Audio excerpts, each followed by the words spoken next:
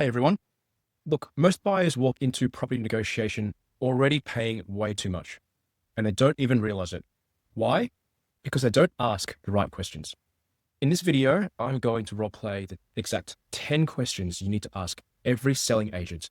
These questions are so powerful, they can literally save you tens of thousands of dollars, plus reveal truths the agents doesn't want you knowing. Stick with me because I'll play both sides of the conversation so you know exactly how to handle it in the real world.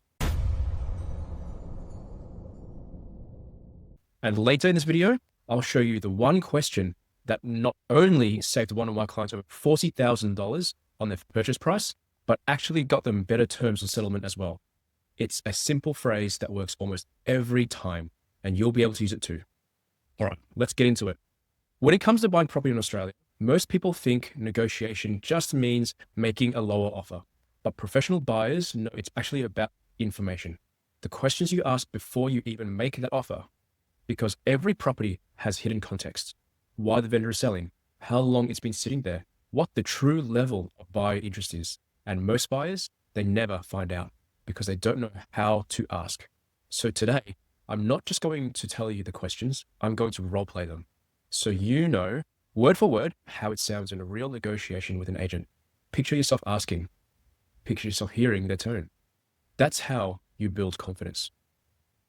All right, so question number one, why is the vendor selling? So here's what you can ask. So tell me, what's motivated the vendor to sell right now? The agent might reply back saying, oh, they're looking at upgrading, or they've had a job relocation, or sometimes they hesitate. This question is gold. If there's urgency, divorce, financial stress, relocation, you know they want a faster deal. That's leverage. If it's a casual upgrade, you know you've got less pressure to move fast. Question two, how long has the property been on the market?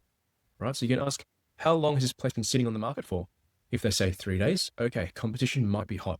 If they say 8 weeks, that's a red flag for them, not you, right? It means you've got negotiating power. Properties that sits too long get stale, and a vendor often gets spooked.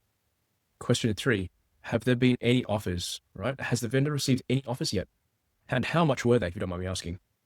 Now, many buyers are actually too scared to ask this question, but guess what? Agents will often tell you because they want to build urgency. Even vague answers help. Something like, we had 120 grand under, that tells you the vendor is resisting lower numbers, but is under pressure. Okay. Question number four, what feedback are you getting from other buyers? Right? This one peels back the hidden objections, such as, what have other buyers been saying about the property?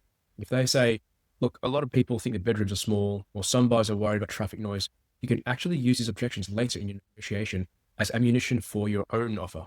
Okay. Question number five, is the vendor ready to meet the market?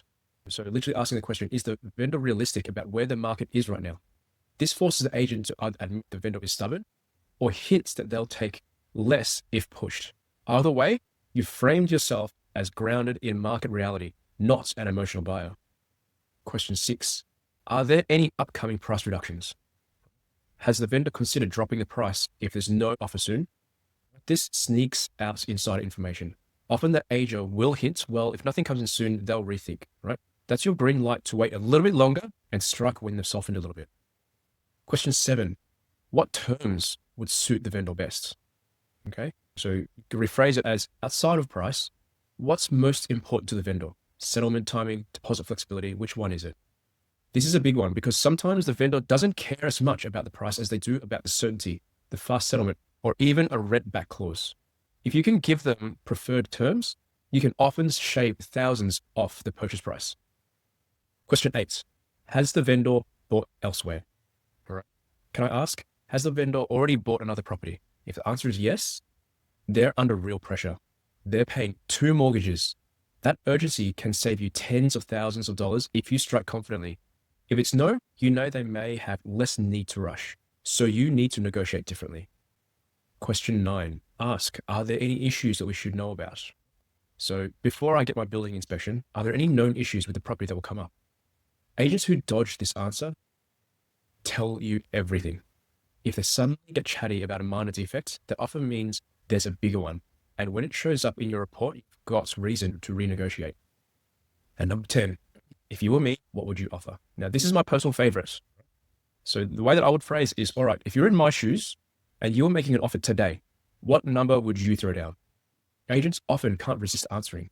They'll give you a target lower than the asking, and that number is often exactly where the vendor ends up. This is an exact question that saved one of my clients $40,000 because the agent blurted out, look, if you came in at around $720,000, I think they'd take it. The property was listed at $760,000. They offered $720,000. The vendor accepted. Let's recap this as a real negotiation role play string. Why is the vendor selling? How long has it been on the market? Do you have any offers so far? What feedback are you getting from those offers? Is the vendor flexible on price? Are there any plans for reductions?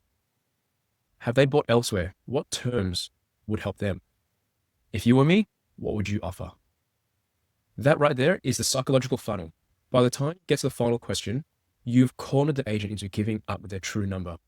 And you're renegotiating with the information, not the emotion. Why do these questions work so well? Because agents are humans. They love to talk. And when you ask confidently with curiosity rather than aggression, they'll often tell you far more than they planned. Most buyers walk around saying, what's the best price? You're going deeper into motivation, urgency, hidden terms. That's how the professionals do it. If you're finding this useful, do me a solid. Hit that like button and let me know in the comments which of these questions you've never asked before. You'll be surprised how many people say number 10 has saved them thousands. And don't forget, subscribe for weekly strategies you could actually use as an Aussie investor. And if you're serious about buying in the next 6 to 12 months, don't try and stumble through the negotiation blind. My team specializes in helping buyers secure the right property at the right price, often saving tens of thousands of dollars in the process. Book a call with us today. Link is in the description below. We'll show you exactly how to identify the leverage points in a negotiation, build the right questions for your property, and walk you through step by step. Don't leave money on the table. Take care.